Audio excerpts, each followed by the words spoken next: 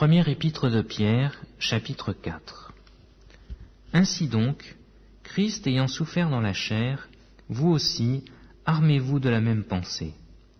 Car celui qui a souffert dans la chair en a fini avec le péché, afin de vivre non plus selon les convoitises des hommes, mais selon la volonté de Dieu, pendant le temps qui lui est resté à vivre dans la chair. C'est assez en effet d'avoir dans les temps passés accompli la volonté des païens, en marchant dans la dissolution, les convoitises, les ivrogneries, les excès du manger et du boire, et les idolâtries criminelles.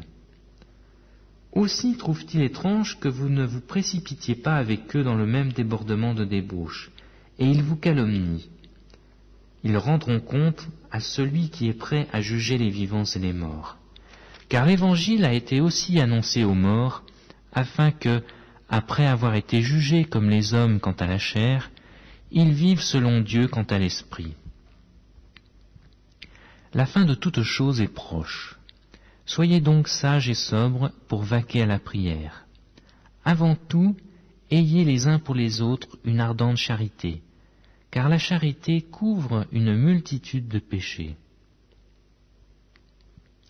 Exercez l'hospitalité les uns envers les autres, sans murmure, comme de bons dispensateurs des diverses grâces de Dieu. Que chacun de vous mette au service des autres le don qu'il a reçu. Si quelqu'un parle, que ce soit comme annonçant les oracles de Dieu. Si quelqu'un remplit un ministère, qu'il le remplisse selon la force que Dieu communique, afin qu'en toute chose Dieu soit glorifié par Jésus-Christ, à qui appartiennent la gloire et la puissance au siècle des siècles. Amen. Bien-aimés, ne soyez pas surpris, comme d'une chose étrange qui vous arrive, de la fournaise qui est au milieu de vous pour vous éprouver.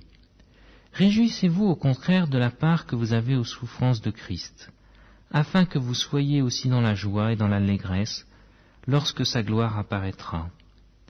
Si vous êtes outragés pour le nom de Christ, vous êtes heureux, parce que l'Esprit de gloire, l'Esprit de Dieu repose sur vous.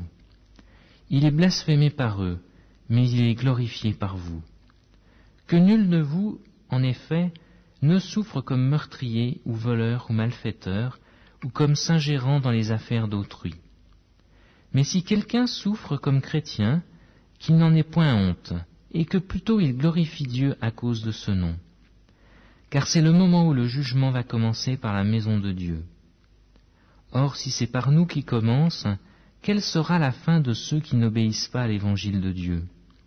Et si le juste se sauve avec peine, que deviendront l'impie et le pécheur?